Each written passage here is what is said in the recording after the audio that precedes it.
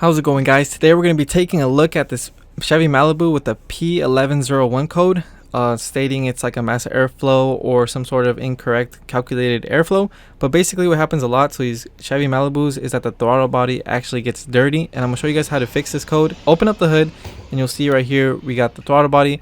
But first, before you get to the throttle body, you have to remove the plastic charge pipe with a flathead screwdriver. It's basically held in by just one little clip. Just make sure to move the clip out of the way, or else it's not going to come off kind of like how it did right there. But just move the plastic charge pipe out of the way. As you can see how dirty it is. I've seen worse, but I guess that's enough to trigger the code. But before you do that, make sure to disconnect the battery, because you don't want to be messing with the throttle body position with the battery connected and confusing the computer. But anyway, then get yourself a nice clean rag with some carburetor cleaner or throttle body cleaner, whichever one, and make sure to do it soft.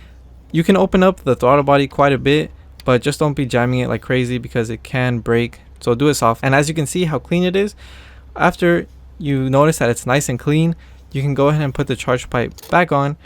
Just make sure it's nice and secure, or else you're going to get some sort of a vacuum leak or boost leak.